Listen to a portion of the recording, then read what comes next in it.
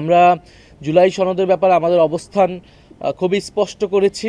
জুলাই সনদ যেদিন স্বাক্ষর অনুষ্ঠান হয় সেদিনই আমরা স্পষ্ট করেছি। আমরা বলেছি যে জুলাই সনদ বাস্তবায়ন প্রক্রিয়া কিভাবে হবে সেইটা নিশ্চিত না হওয়া পর্যন্ত এই স্বাক্ষর অনুষ্ঠানটা কেবলই আনুষ্ঠানিকতা, কেবলই একটি কাগজে সাইন, যার মূল্য কেবলই কাগজে মূল্য।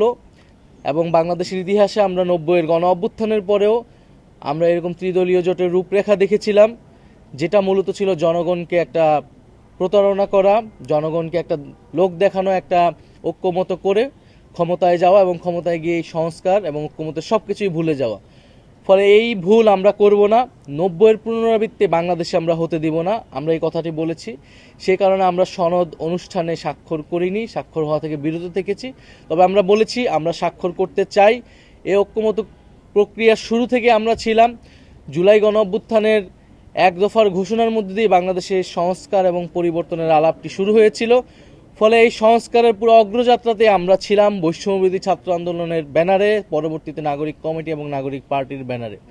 ফলে অবশ্যই আমরা সংস্কার চাই এবং স্বাক্ষর করার জন্যই আমরা অপেক্ষা করছি। তবে আমরা বলেছি যে জুলাই সনদ বাস্তবায়ন যে আদেশ, সেই আদেশই আমরা খুবই সুনির্দিষ্ট কয়েকটি বিষয় দেখতে চাই। একটি হচ্ছে নোট অফ ডিসেন্ট বলে কোনো বিষয় থাকবে না। যেই সব বিষয়ে ঐক্যমত হয়েছে অথবা ঐক্যমত কমিশন যেগুলোকে লিপিবদ্ধ করেছে সংবিধান সংস্কার বিষয়ে, সেই বিষয়গুলো সম্পূর্ণ গণভোটে যাবে এবং জনগণ রায় দেবে সেই বিষয়গুলো পরিবর্তিত হবে কিনা আমাদের সংবিধানে।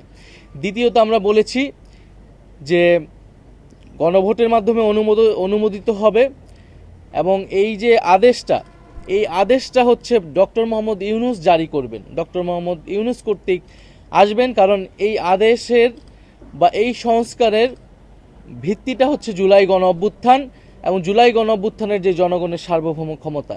বিদ্যমান সংবিধানের অধীনে এই ধরনের সাংবিধানিক আদেশ দেওয়ার কোনো সুযোগ নাই এবং এই ধরনের সাংবিধানিক আদেশ বর্তমান যে প্রেসিডেন্ট আছেন চুপ্পু, তিনি কখনো এটা দিতে পারেন না। তার দেওয়াটা বৈধ হবে না, জনগণের কাছে বিশ্বাসযোগ্য, গ্রহণযোগ্য হবে না। ফলে ডক্টর মোহাম্মদ ইউনূস জুলাই গণ অভ্যুত্থানের বৈধতার জায়গা থেকে এই আদেশটি জারি করবেন এবং গণভোট হওয়ার পরে পরবর্তী যে সংসদ, সেটা একটা সংস্কার পরিষদ হওয়ার কথা, যেটা সবাই ঐক্যমত হয়েছে এবং যেখানে সংস্কারকৃত 2026 সংবিধান নামে এই সকল পরিবর্তিত বিষয়গুলো সন্নিবিষ্ট হবে। ফলে আমরা আশা করব যে জুলাই সনদ বাস্তবায়ন আদেশ বা যে সাংবিধানিক আদেশের কথা বলছি আমরা আজকে, যেটা বাস্তবায়ন করবে ঐক্যমত কমিশন, আমরা সেই বিষয়গুলো দেখতে পারবো এবং সরকারের জায়গা থেকে যখন সেই বিষয়গুলো নিশ্চিত করা হবে সেই মাত্রই আমরা জুলাই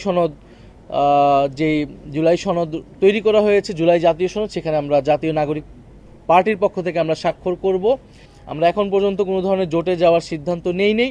যদি আমাদেরকে জোটে যেতে হয়, জোটে যাওয়ার সিদ্ধান্ত নেই, তা অবশ্যই একটা নীতিগত জায়গা থেকে আসবে। ফলে জুলাই সনদ আমাদের খুবই গুরুত্বপূর্ণ একটা মৌলিক জায়গা। জুলাই সনদ বা সংস্কার বিষয়ে আমরা দেখব যে কারা বাংলাদেশের পক্ষে, জনগণের পক্ষে দাঁড়াচ্ছে এবং আমাদের সাথে সহযোগিতা করছে। সে বিষয়ে, সেই জায়গা থেকে জোটের বিষয়ে বা কোনো ধরনের নির্বাচনী সমঝোতার বিষয়ে আমরা চিন্তা ভাবনা করতে পারি।